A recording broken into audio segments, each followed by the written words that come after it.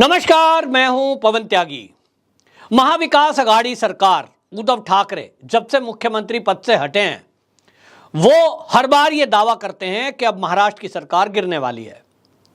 जब एकनाथ शिंदे जी ने शपथ ली और उद्धव ठाकरे जी को छोड़कर जो विधायक उनसे मिले थे, तो उद्धव ठाकरे जी दावा कर रहे थे कि थोड़े ही दिन में ये जितने विधायक हैं ये मेरे पास आ जाएंगे, ये मेरे संपर्क में है।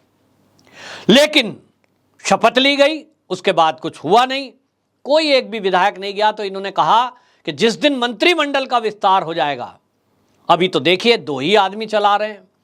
इसको लेकर बाकायदा लगातार उद्धव ठाकरे, संजय राउत बयानबाजी कर रहे थे कि साहब पूरे महाराष्ट्र में 2 ही आदमी सरकार चला रहे हैं, क्योंकि उनका प्रेशर इस बात पर था कि मंत्री बनने चाहिए। मंत्री बनेंगे तो ये जो 40 एमएलए टूट कर गए हैं, इनमें आक्रोश पैदा होगा कि साहब मुझे मंत्री नहीं बनाया, मुझे नहीं बनाया। तो ये दावा कर रहे थे कि साहब ये जो लोग टूट कर गए हैं, इनको सबको मंत्री पद का लालच दिया गया है। लेकिन उद्धव ठाकरे के वो दावे नकली साबित हुए जब मंत्रालय का गठन हो गया। मंत्रालय का गठन हो गया, सरकार अभी भी चल रही है, लेकिन अब ये दावा कर रहे हैं सरकार गिर जाएगी, अगले महीने गिर जाएगी। और ये दावा आज से नहीं है। जिस दिन से देवेंद्र फडणवीस ने डिप्टी सीएम की और एकनाथ शिंदे ने सीएम पद की, जब से शपथ ली है, तब से उद्धव ठाकरे जी दावा कर रहे हैं। और अब आदित्य ठाकरे भी इस मैदान में कूदे हैं। आदित्य ठाकरे कह रहे हैं कि साहब महाविकास आघाड़ी सरकार जो गिराई गई, ये महाराष्ट्र की जनता के साथ धोखा है।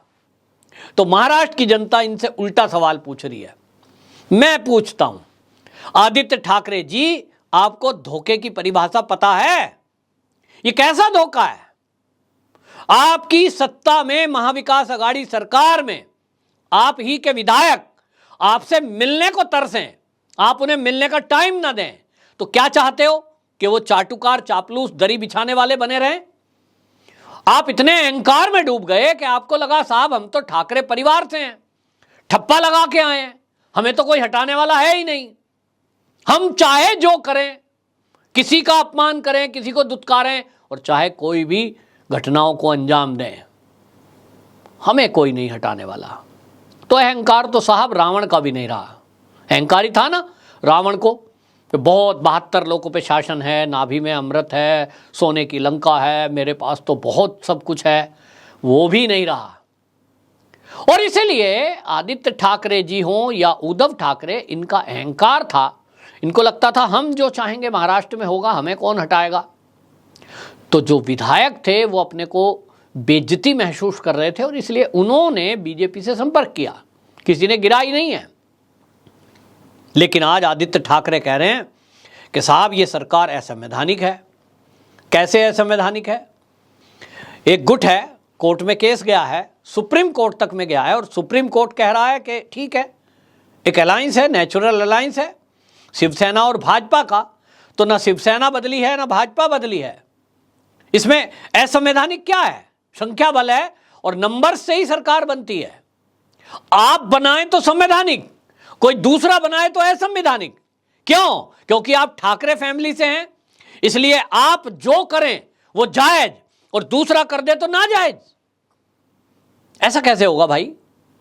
आपने जिस तरह का बीजेपी के साथ धोखाधड़ी करके और कांग्रेस और एनसीपी से गठबंधन किया, वो था गैर संवैधानिक। क्योंकि चुनाव के पहले आप भाजपा के साथ मिलकर के चुनाव लड़े थे। सबको पता था कि हम जब वोट शिवसेना को कर रहे हैं तो वो भाजपा को भी वोट कर रहे हैं। जब बीजेपी को कोई वोट कर रहा था तो वो समझ रहा था कि हम शिवसेना के लिए भी वोट कर रहे हैं, ये दोनों एक हैं। लेकिन महाराष्ट्र की जनता के साथ यदि किसी ने धोखा किया तो आदित्य ठाकरे जी, आपने और आपके पिताजी ने किया। गैर संवैधानिक सरकार आपने गठन की, 3 दलों की सरकार, जो नेचुरल अलायंस था ही नहीं कभी, विपरीत विचारधारा के लोग, उनसे मिल लिए। आप सवाल उठा रहे हैं। आदित्य ठाकरे आज पत्रकारों से बात कर रहे हैं।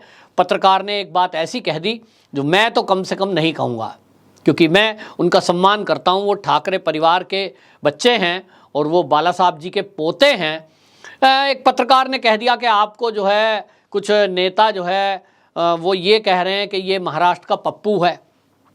तो इस पर वो जवाब दे रहे हैं कि पप्पू है लेकिन मैं सबको दौड़ा दूंगा। अब आप समझिए, ये कोई पत्रकार की भावना नहीं है। ज्यादातर लोग उनको इसी संज्ञा से बोलते हैं। क्यों?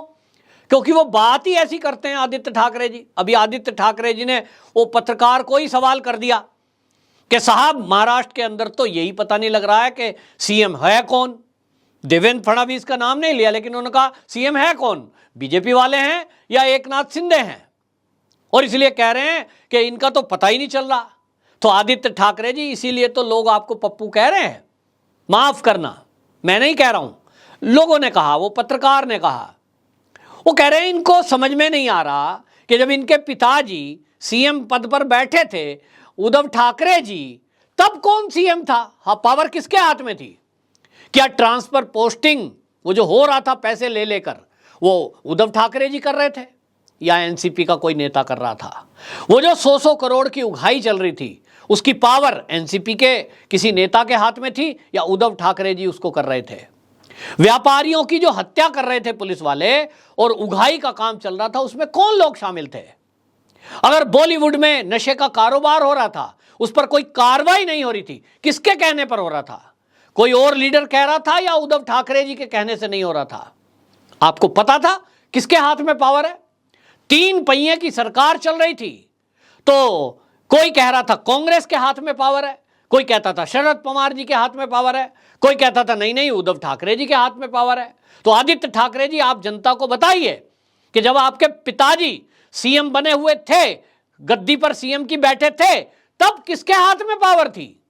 जितने भ्रष्टाचार हुए, पालघर की हत्या पर पुलिस मौन हुई, सुशांत सिंह राजपूत की हत्या पर पुलिस मौन हुई, फिर जो व्यापारियों की हत्या हुई, 100 करोड़ का खुलासा हुआ, फिर जो परमवीर सिंह जो कमिश्नर थे उस समय के, उन्होंने पुलिस डिपार्टमेंट के भ्रष्टाचार के आरोप लगाए, किसके कहने से हो रहे थे? किसके हाथ में पावर थी? क्या आपके पापा के हाथ में या किसी और के कहने से हो रहा था? ये जनता जानना चाहती है। और इसीलिए सवाल उठता है कि आप जब आज एकनाथ शिंदे जी पर सवाल उठा रहे हैं कि पावर किसके हाथ में, आपको दिखाई नहीं दे रहा? भारतीय जनता पार्टी जब चाहती जब सीएम बन जाती, लेकिन भाई जो पोस्ट पर बैठा होता है, जो गद्दी पर बैठा होता है, पावर तो उसी के हाथ में होती है।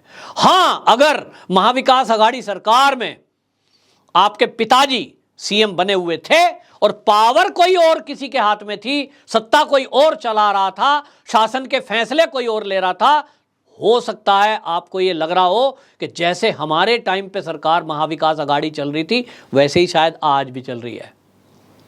लेकिन आप देखिए, पूरे महाराष्ट्र में घूमते हैं, आप जरा एक भी केस निकाल के लाएं कि कोई घोटाला हुआ है, कोई घपला हुआ है, कहीं भ्रष्टाचार हो रहा है, तो बात समझ में आएगी। लेकिन आप कहेंगे सीएम कौन है, पता ही नहीं चल रहा, तो आपको पता होना चाहिए भाई, गूगल करके देखो, पता लगेगा। उसमें डालिए महाराष्ट्र का वर्तमान सीएम कौन, आएगा। और इसीलिए शायद पत्रकार ने वो शब्द कह दिया जो मैं नहीं कहूंगा। तो भाई ये सवाल उठा रहे हैं, जब अपनी सरकार थी तब सवाल नहीं उठा रहे थे, और इसीलिए सवाल उठ रहा है कि आज इनको ये प्रॉब्लम क्या है। बार बार आदित्य ठाकरे कह रहे हैं कि ये सरकार गिर जाएगी। आखिरकार क्यों? आपको दिक्कत क्या है? गिर जाएगी तो आप मध्यावधि चुनाव कराना चाहते हैं, तो क्या उद्धव ठाकरे गुट ये इस स्थिति में है कि उनको कोई 10-5 सीट भी आ जाएगी? नहीं, मध्यावधि चुनाव जिस दिन भी होगा, आदित्य ठाकरे जी ध्यान से सुन लो, यदि आपको ये गलत फहमी है कि यदि मध्यावधि चुनाव हुआ तो आप और आपके पापा फिर से मंत्री बन जाएंगे, ये भूल जाइए।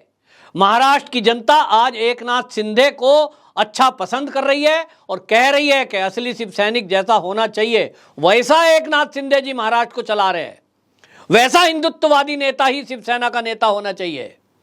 वैसा नहीं कि पालघर में साधुओं को पीट पीट कर मार डाला, 90 दिन तक चार्जशीट दाखिल नहीं हुई। वैसा नहीं कि जिसने गोविंदाओं पर प्रतिबंध लगा दिया, जिसने गणेश उत्सव पर प्रतिबंध लगा दिया। और इसलिए मध्यावधि चुनाव पहले तो होना नहीं है।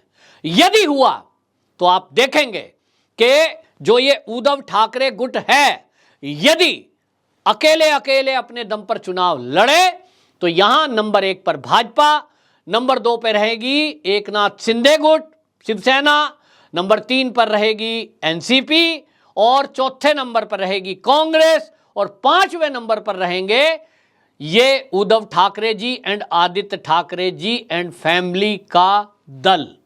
मेरी बात को नोट करना, और जो महाराष्ट्र के आप लोग हैं इस वीडियो को देख रहे हैं, अपनी राय जरूर बताना, क्या मैंने सही कहा, मेरा अनुमान सही है, आपको क्या लगता है जरूर बताना। और ये वीडियो आदित्य ठाकरे जी तक पहुंचा देना ताकि उनकी गलतफहमी दूर हो जाए कि एकनाथ शिंदे को लोग पसंद नहीं कर रहे हैं और मध्यावधि चुनाव होने वाले हैं। जरूर पहुंचाना। वंदे मातरम।